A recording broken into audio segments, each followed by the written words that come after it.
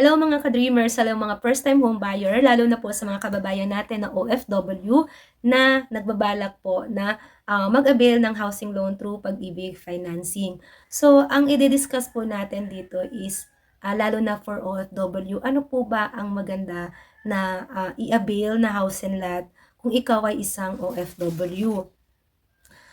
Para po sa akin, personally, bilang isang real estate agent, kung ikaw po ay isang OFW, inirerekomenda ko po or isinasuggest ko po na ang kukuhain mo pong bahay ay yung RFO or ready for occupancy na mga unit.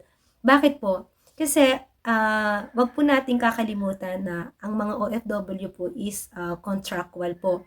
So eto, maliban na lang kung kayo po ay mga matagal na pong nagtatrabaho sa ibang bansa, kung kayo po ay regular employee na diyan abroad. So, wala pong problema kung RFO or non-RFO po, kung pre-selling po ang project na kukunin niyo. Pero, kung kayo po ay mga contractual, na may mga kontrata lang po, halimbawa 2 years contract lang po kayo diyan, and then uuwi, re-renew or uuwi, a-apply ulit.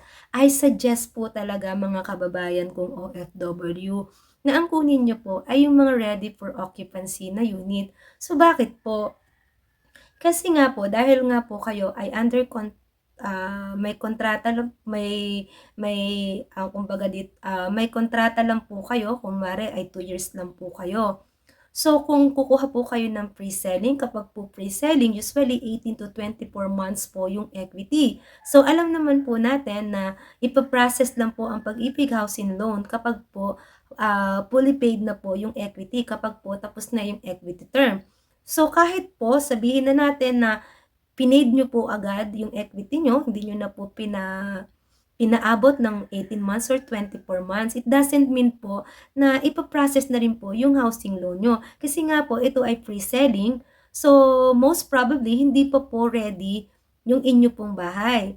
So, kaya nga po, pag pre-selling, binibigyan po kayo ng mahabang equity term. Kasi ito po yung panahon na dinidevelop po yung subdivision, gagawin po yung bahay. So, ito po yung mga target nila na usually yung equity term, ito yung target nila na ma-provide na po yung unit na inabil nyo. So, let's say, kung halimbawa, ang kontrata nyo po ay 2 years old, 2 years, so that's 24 months. So, kung equity nyo po 18 months, meron pa pong meron pa po tayong yung processing period po. So, usually, nagtitake po yan ng ilang months po. So, kung aabutin po kayo ng pag-end po ng contract nyo, tapos hindi pa po tapos yung process nyo po sa Pag-ibig, may posibilidad po na kayo po ay ma-decline. Kasi po, kapag po ang source of income nyo po is bilang OFW, so ang hihingin po sa inyo, proof of remittance, ang inyong job contract, ang inyong pong passport, yung pong mga gano'n, mga katunayan na kayo po ay nasa ibang bansa pa. So, kung tapos na po yung kontrata nyo, so wala na po kayong maipapakitang source of income.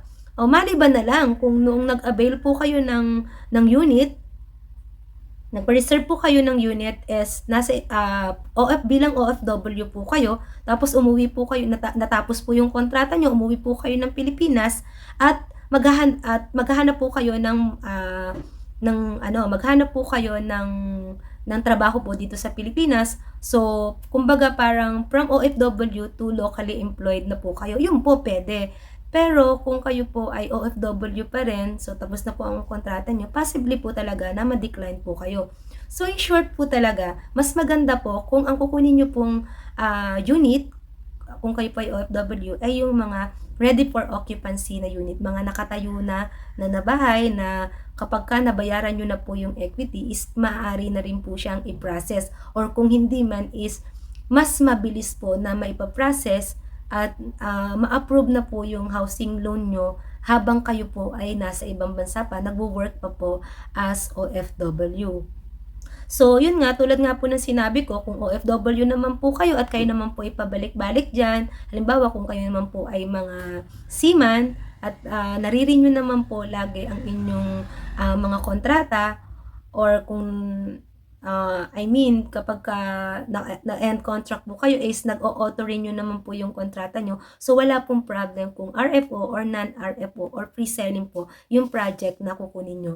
So, itong video na 'to is basically, technically para po dun sa mga OFW po talaga na, ang kontrata usually 2 years na tulad nga ng sinabi ko is kapagka natapos ang kontrata is kailangan na namang mag-apply ng panibago.